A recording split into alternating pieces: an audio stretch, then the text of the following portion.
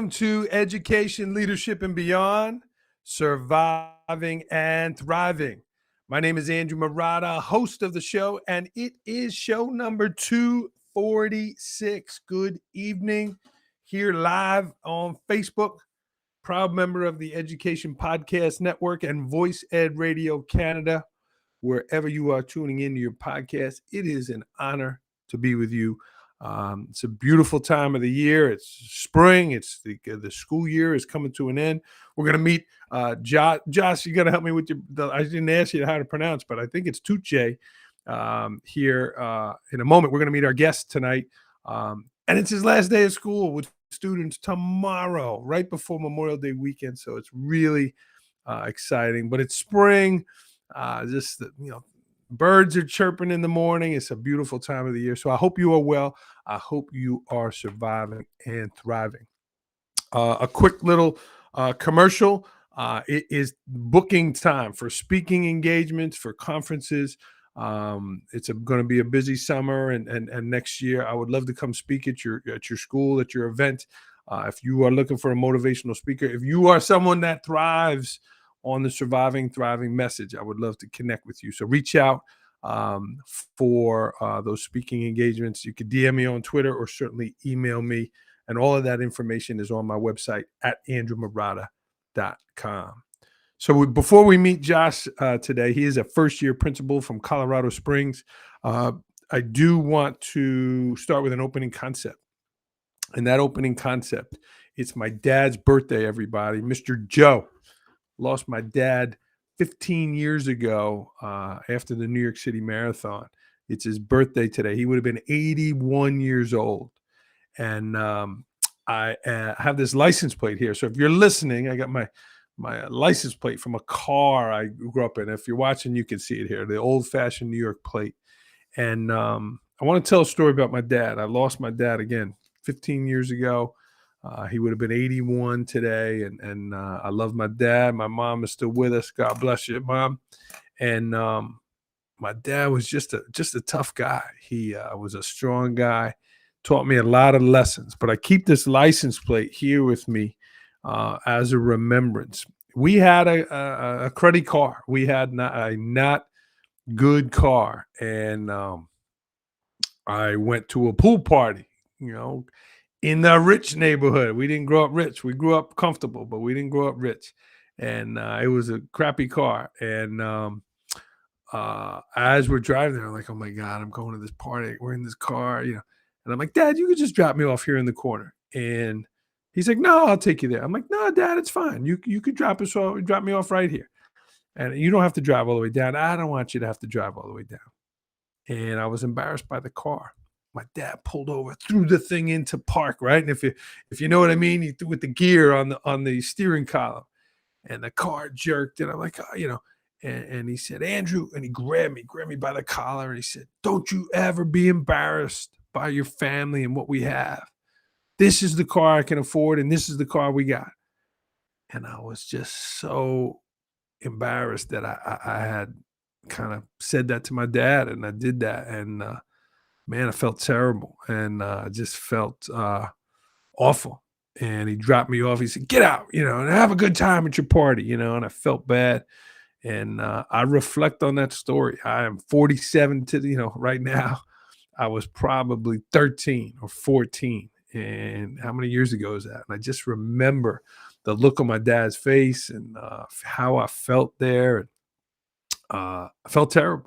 And I remember that. So here on my dad's birthday, I share that story to be grateful for what you have in your life, the people, the relationships, the connections that you have. It's not the material things, right? You're going to go up and down in your life financially and different things like that. So I'll share that story in honor of my dad. And, I miss him. I miss him, and my family, my sisters, and my brother posted a lot of nice stuff on Facebook. So I share that story about being grateful for what you have. We have seemed to lost Josh here. He was in the waiting room here. I'm not sure where he went, and I'm not sure if we have his cell phone here. I'm hoping he comes back here. Normally we change cell phones here. I want to grab my second prop here. So there, Josh is back. Great, Josh. Good.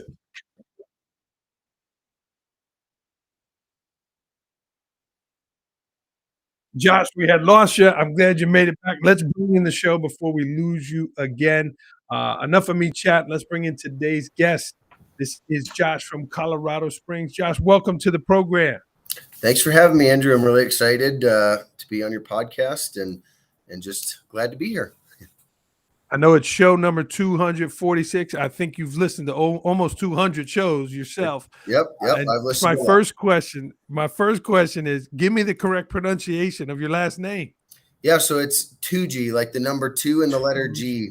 When I was student teaching, I would tell students like the number two and the letter G, and elementary kids were all, "Hey, it's Mr. 2D or Mr. 3G." So I tried, but it stuck with some of them.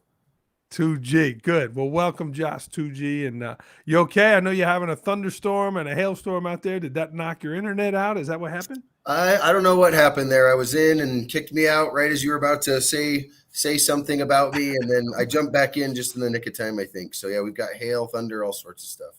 We were talking about you, but this is Josh 2G from Colorado Springs, from Iowa, and Josh is just completing his first year as principal, and we are going to talk about that, Josh. So let's start right there. You know, tomorrow is your last day of school for your students at, is it Janitel Junior High? Is that right? Yep. Am I saying that right? Janitel Junior High. Yep. All right, and right outside Colorado Springs. Mm-hmm. So, what would you say? How did your first year go? Yeah, so it's not my first year in the building necessarily. I was assistant principal 2 years, dean the year before that. It very interesting though, because I was dean right before the pandemic, became assistant principal in the fall of 2020 as the pandemic hit. So I wouldn't say I ever truly saw a regular school year at Janitel prior to becoming the principal. So that was definitely an interesting transition into the position. And, you know, just the weight of a principal position.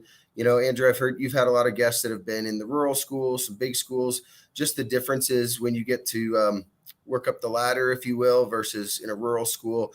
You've got it all right off the bat. I think that was the big thing for me. It's easy to, you know, as a teacher, you think you know what an administrator does. You have some ideas.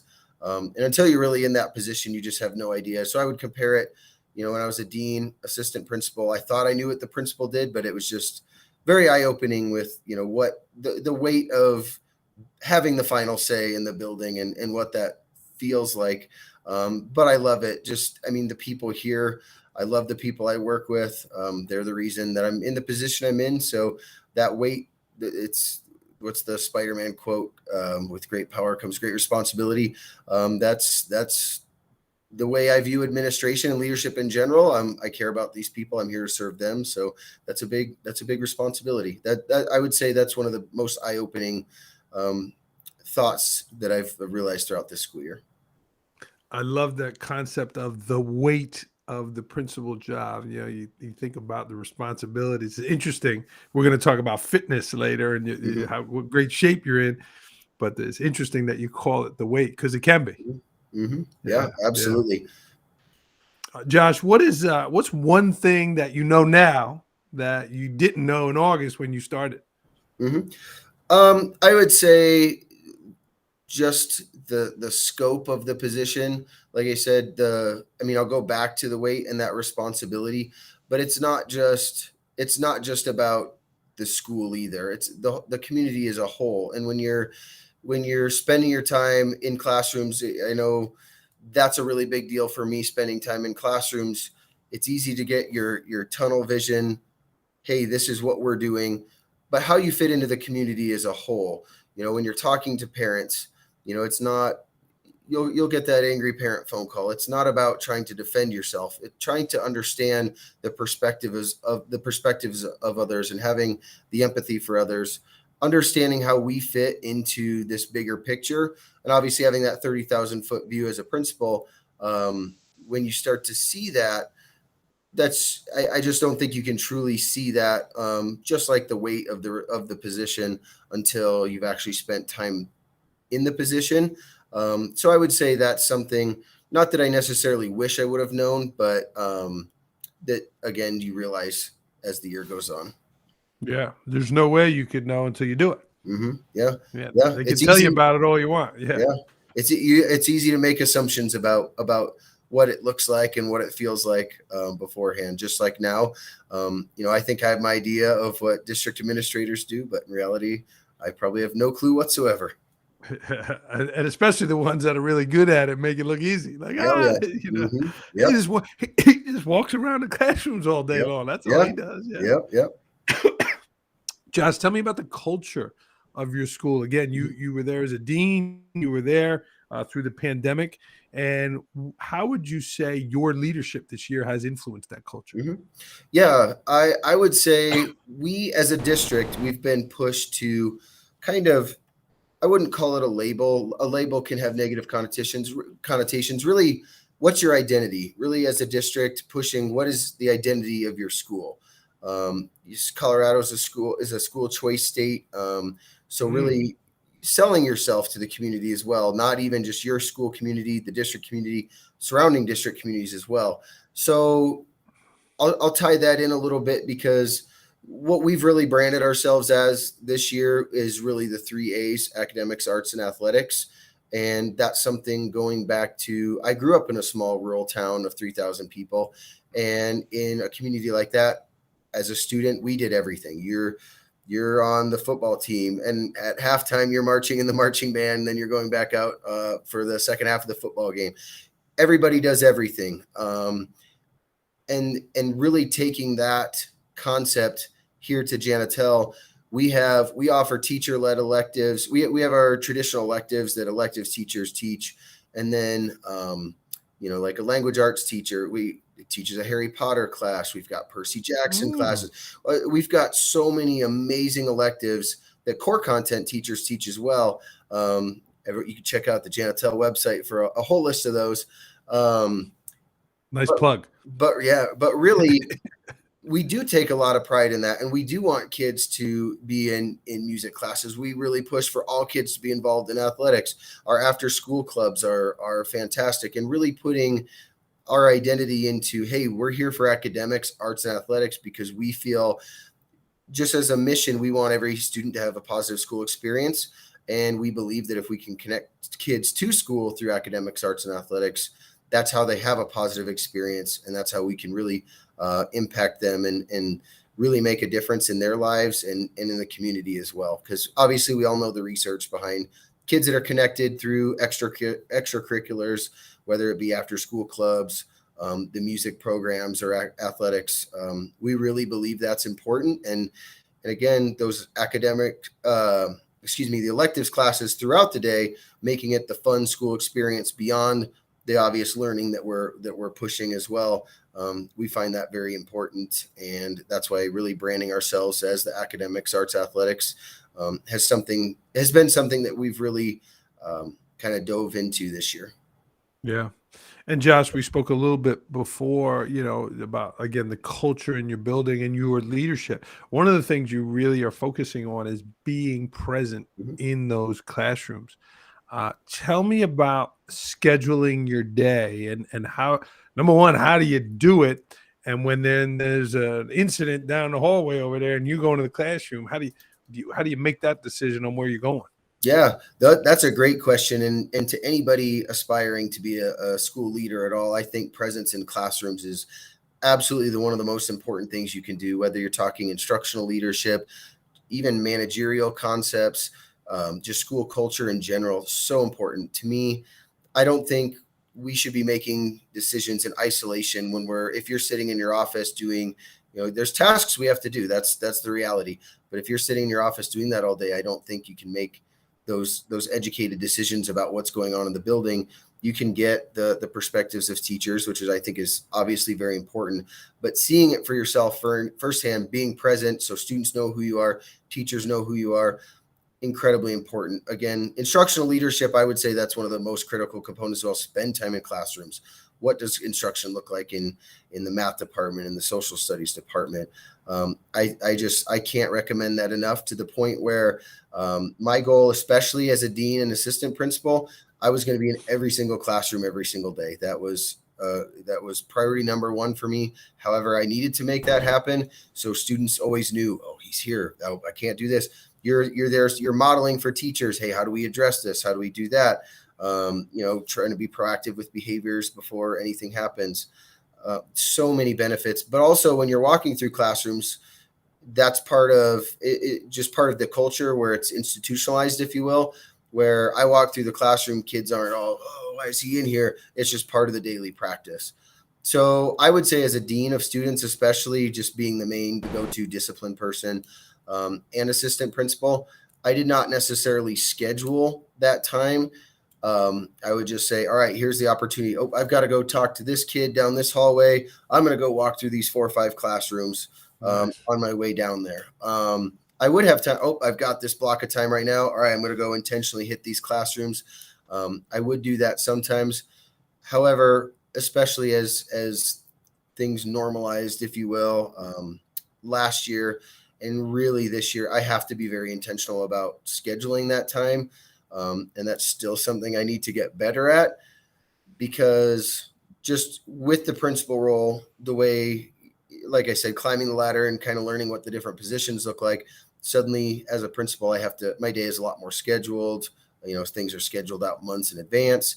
So really having to schedule that daily time of, all right, this is my class period. I'm just going to go wander classes. I'm going to go connect to teachers. And going back a little bit too, that's one of the best connection times too, is you're walking Yeah. through classrooms, you hit somebody on their plan time, you're just able to have a really organic, great conversation. So just another connection time. And obviously that's what anybody in a school, that's why anybody in a school does what they do to connect with people. So any opportunity I can have to connect with a staff member and try to be proactive with kids, that's what, I mean, I can't talk enough about how important it is just to be present and in classrooms. Yeah, that's a great skill, and great to hear that you're focusing on that. And which leads me to the next question, Josh. Like, going into this again, your first year as principal, you're wrapping up. Congratulations. What would you say the 3 skills of leadership, of the work you're doing? What would you say those 3 most important skills are that you focused on, that you brought to the table? Yeah. I would say manager versus leader. I think that Mm, just conceptualizing that is very important. That's something I've grown in a lot this year. Again, going back to Dean AP, doing the discipline, that can feel a bit more managerial at times, especially early on, versus getting into the leadership role. How do you kind of turn the tables on that? And now in this role, knowing I have to focus more on the leadership component of it. Again, we all have our managerial tasks we have to complete. Somebody I was just in a meeting with earlier today said we were planning a class for future principals, and this isn't always a popular message, if you will, but a lot of times the managerial tasks have to be done outside of school hours so that you can do those the leadership components during the school hours, being present in classrooms, attending PLC meetings. I think that's super important to do those leadership activities, so that and having to push some of those managerial tasks to either early morning, late at night. Again, there's a big balance to all of that as well. Like, we have to take care of ourselves. I would say that's something I've gotten a lot better at, but it's a skill that I've really focused on. I would say time management. Again, tying back to the last question, this one, that's another skill that I've worked really hard on this year. That goes to a lot of what I talked about within the job, obviously, but tying that into, I've got little kids, 5, and my daughter's birthday was just 2 days ago. She turned 8. So the time management with family as well. My wife, she's a teacher. So she understands the lifestyle, certainly, but the time management component of it, critical. Anybody who wants to be a school leader, I think that's something that, again, I don't know how much you can truly prepare for it beforehand. I think setting your priorities helps with that, but balancing that out is very important. And then really the last one I'd say is just empowering others. Again, mm, manager, how do you empower other people, especially the way it is here when you have a dean, assistant principal, myself? It's not it's not about what I'm doing. It's about what I'm empowering others to do. And that's been a big challenge. I can tell you that. It's a lot easier to control yourself if you like. This is what I do. I go into classrooms. How do you empower others to say, hey, this is our standard. We've got to be in classrooms. Here's how we're going to do, this or that, or whatever the case is. Now, I think that same thing goes, my example there, assistant principal, dean, that same thing goes for any school leader, no matter what type of a school you're in, and teachers as well, is empowering teachers to, make their decisions, take risks. And something as simple as empowering teachers to communicate with parents, teaching teachers, it's not a comfortable thing for a lot of people to do, calling parents, but how do you teach people to do something that maybe you're good at? I would say that empowering other people is something that I've grown a lot in this year as well, as far as skills Yeah. go. That's a great answer. All three of those. And Josh, I would challenge you to think about the second one, right? Mm-hmm. Not time management, like you just said about being a manager versus leader, versus Mm-hmm. time ownership. You Mm-hmm. own your time and Mm-hmm. you are the one. You think about it like money, right? It's a Mm-hmm. commodity. You're not just going to give it away any which way. You are going to carefully invest that time. So I Mm-hmm. would challenge you to say it in a way of time ownership, that you own this time and you're going to pick the best things to do with it versus managing it, right? Yep. Because yeah, so just something to think about. But I loved your answer there with all three of those. And kudos to you for finishing your first year and surviving and thriving. But through all that, Josh, and your little kids, and we got to give a shout out to I love your names here, Delta and Lincoln. That's your Yep. children's names. Yeah, we got Yep. to give a shout out. Your wife Molly, right? Yep. I know they're probably watching at home. Mm-hmm. Must see TV here with Dad on the big screen. Yeah. But that's awesome. But through it all, Josh, doing all this you're doing, you are really focusing on your fitness. You're focusing on your diet. Mm-hmm. You've run 2 marathons. People ask a lot, oh, Andrew, how do you do it? How do you? It's that you focusing on your wellness. So tell me about that. How do you schedule your fitness time, and is this something that has always been part of your routine, is staying Mm-hmm. fit and exercising? Yeah, for sure. And Andrew, to go back to what you just said, I love that concept, time ownership, almost budgeting your time versus managing the time, because that ties into this as well. And I'll be very transparent that when you talk about, I've probably been too much of a time manager this year when it comes to your health and fitness. That goes all the way back to my dad, and his dad before him. It's just kind of a generational. My grandpa would have the concrete coffee cans full of concrete as his dumbbells back on the farm in Iowa. And my dad, growing up, my dad was just always a fit person, always lifting weights every single morning. He's in the school weight room lifting weights. He's a coach as well. So that's just, I don't know any different. That's just what he did. I can't imagine a life not like that. Even now, my brother and my dad, when anytime we get together, it's not even a question where we're getting up and lifting or running in the morning. It's just the way it is.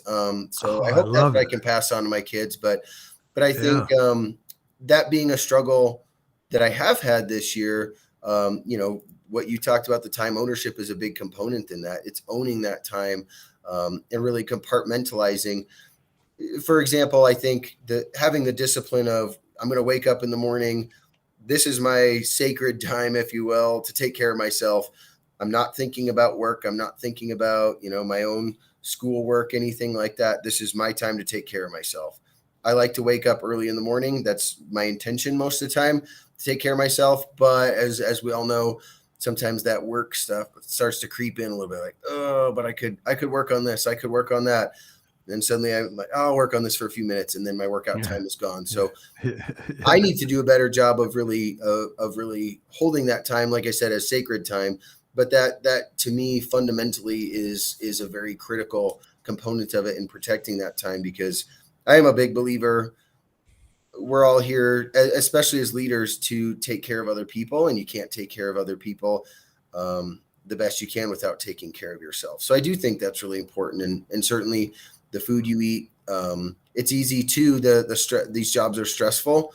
Any job in a school, especially this time of year, can be very stressful. And you leave. We have a McDonald's right across the parking lot from us. When you leave the front, Ooh. and there's the wafting McDonald's smell out there. That's pretty tempting sometimes, and it's easy to fall into that. But then then you don't feel as good the next day, and then you're not able to bring your bed, and it just ends up being that vicious cycle. So I really think taking that proactive approach and saying, hey, this is how I take care of myself so that I can take care of other people.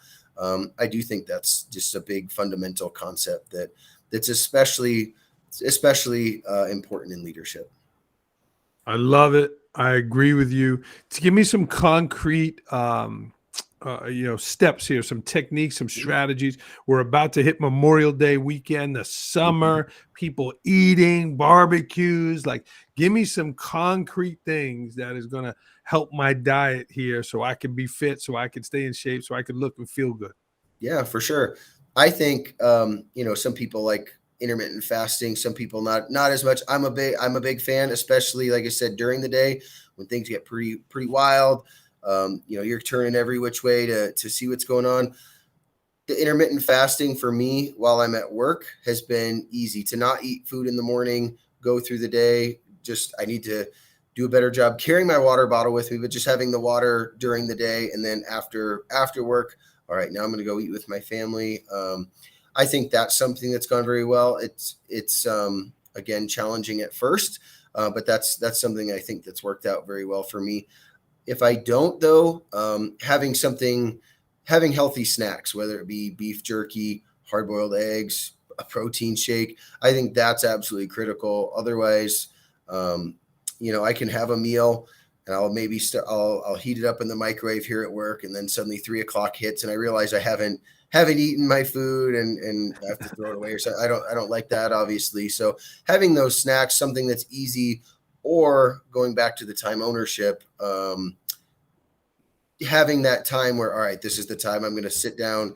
I'm going to make sure that I can eat. Maybe it's checking my email, something like that. You have to be pretty confident in your time ownership. But that's something that, again, I've found success with this year. Yeah, good points there. So again, the day of a principal is busy. You're in the junior high. Is it 12:00, 11:00, 10:00? When are you first eating? I used to eat at 6 in the morning. Now Mm-hmm. I get to about 8:30 is where I'm at. But I'd like to move it back. So when are you first eating? Yeah, I mean, it's anywhere usually around that. Our lunchtime starts at like 11:20, somewhere Okay. there. 1:00 at the absolute latest. I usually can't survive Wow. past then. But that, like I said, not eating for me in the morning has become pretty easy, if you will. Yeah. Again, I don't like the sit down at my desk time. I want to be up and about, so that makes it harder to eat.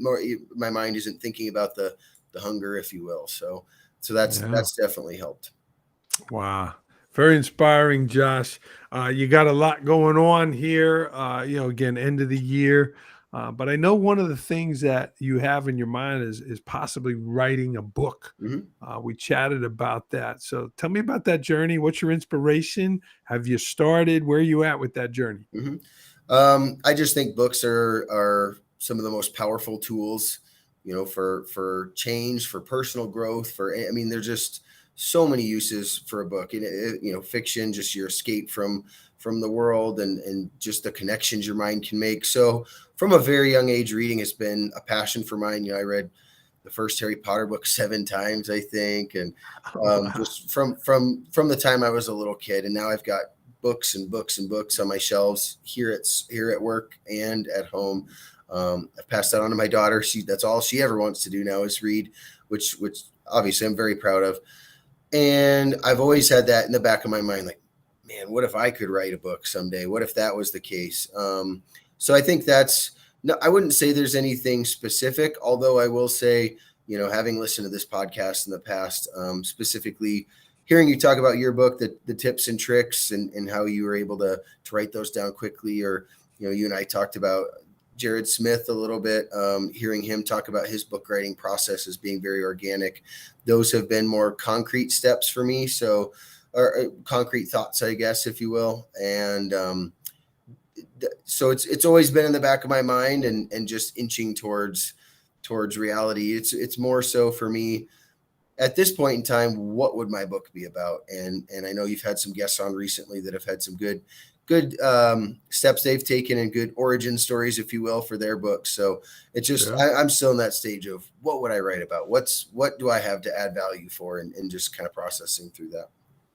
Well, start writing them down. Start writing down the stories, the experiences, the things that are happening. I would write tomorrow, right? Your last day of your first year Hmm. as principal, right? What's on your mind? What did you do? Write it down, Hmm. and I would be thrilled to certainly help you, Josh, on your journey. Josh, we are coming down the home stretch, but before we get to rapid fire, I got to give a shout out to your parents here. It's coming up Father's Day. We just had Mother's Day.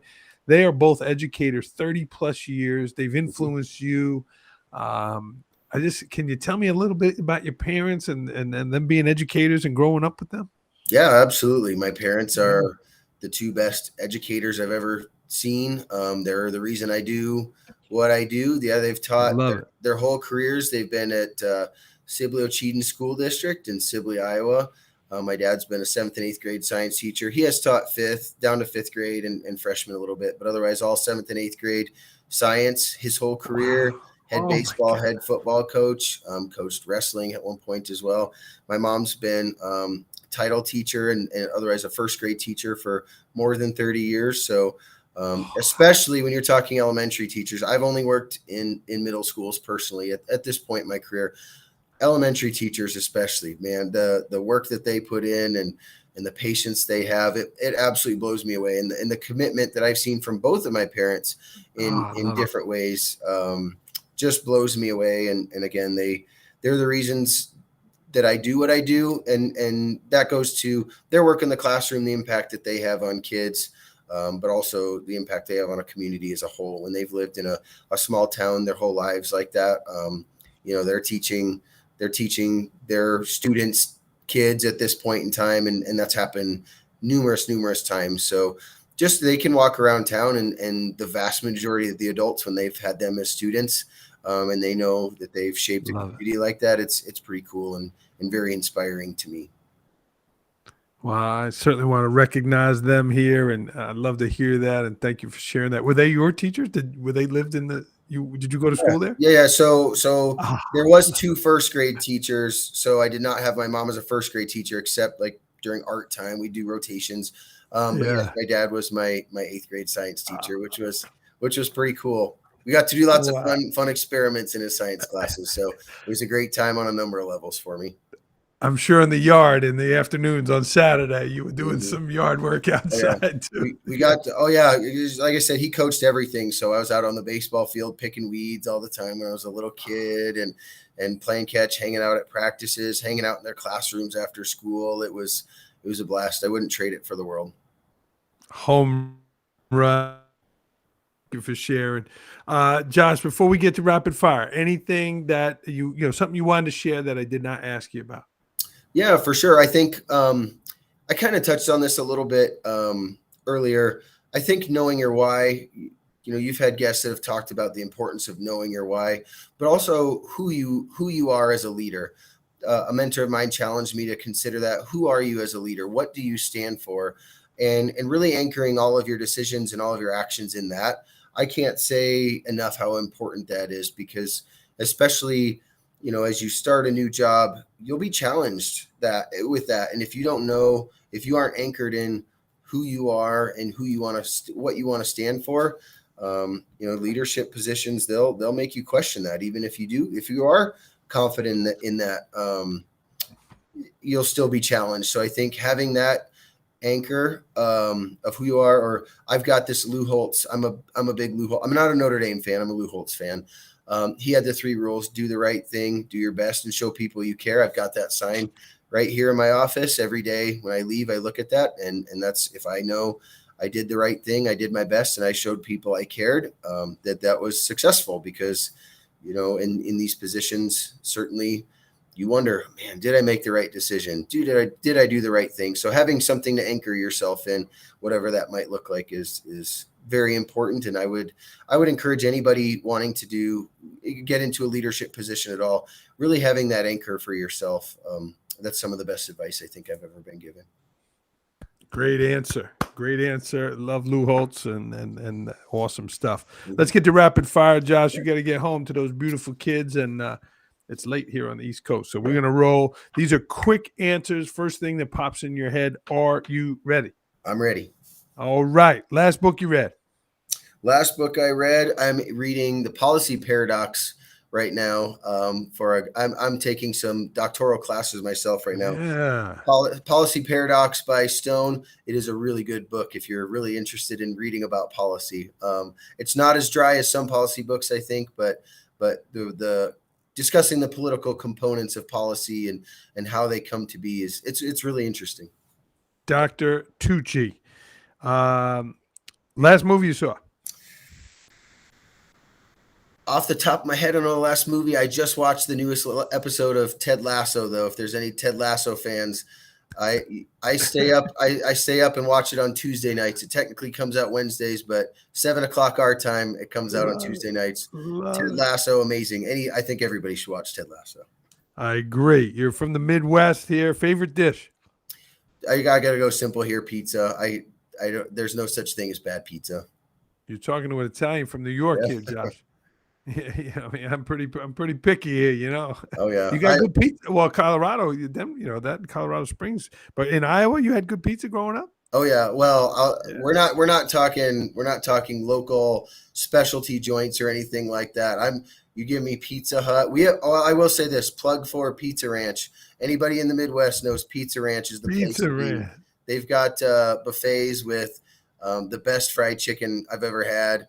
Fried chicken, pizza, great salad bar. Pizza Ranch is the guy's running marathons into his fitness guru. Yep. Fried chicken and pizza. Josh, favorite place to travel? I would say Iowa. Normally, there's nothing. My parents' backyard, we sit and have a fire. Their backyard is a cornfield. Very stereotype Iowa, but man, watching the sunset there. But recently, my brother moved out to Hawaii. He's a director of a YMCA. He lives 40 yards from the water on the north shore of Oahu. So we went there for Christmas, and that's pretty tough to beat, though. So somewhere between, I know for listeners, Iowa and Hawaii probably don't sound very comparable, but those are the two places. That's awesome. Josh, what's your one word? I say surviving and thriving. What is your one word, your one action, your one habit that is going to be between those words to be thriving? Yeah, for sure. That's definitely discipline for me. Having the discipline you go from surviving.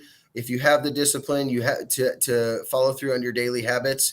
I think that's how you get to that thriving part of it. And it's, again, challenging. You can get caught up in the whirlwind, the day-to-day craziness. But if you have that discipline, anchor yourself again in what you think is important in those daily habits, whether it's what you eat, your exercise, I think that's how you get to thriving.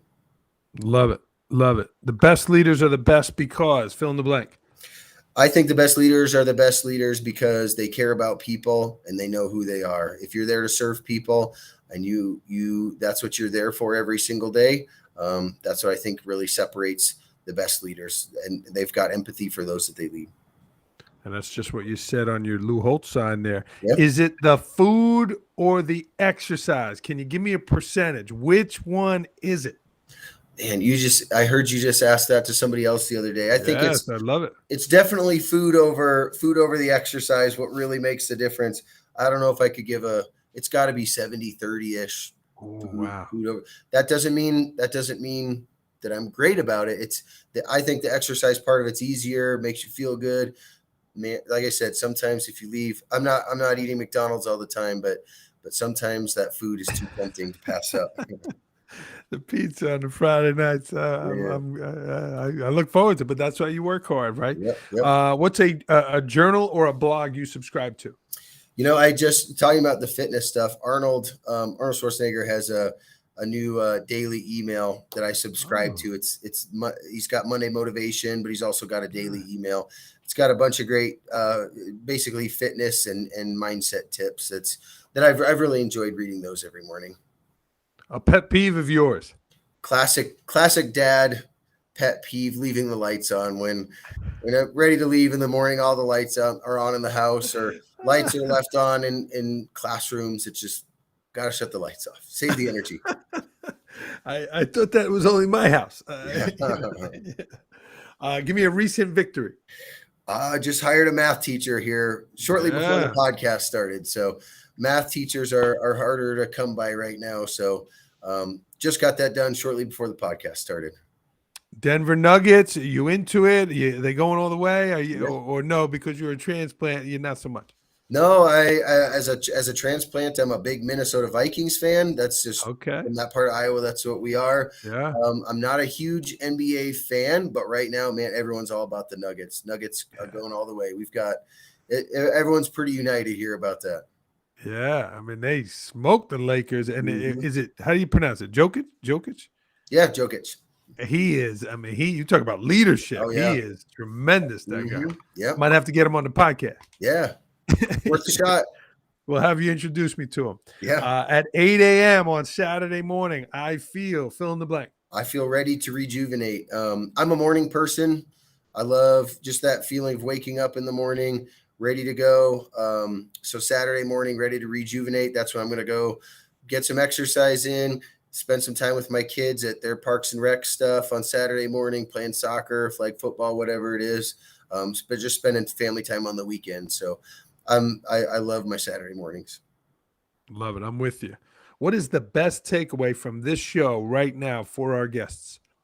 I would say, just as a first-year principal, just know it's going to be a grind. Everybody says that first year as a principal is a real grind. Again, just stick to who you are. If you just stick to who you are, you stay grounded in what's important to you. Tomorrow's our last day with kids. I think I've survived that first year. If you can do those things, you'll make it. Something about Josh Tutje that people do not know about. Yeah, I was going to say what you mentioned earlier. I have run 2 marathons. I don't know if I'm going to be able to knock out any more, but that was always on the bucket list, and I've knocked 2 of them out. It's been a while now, but I'll probably end up doing another one at some point too. Good for you.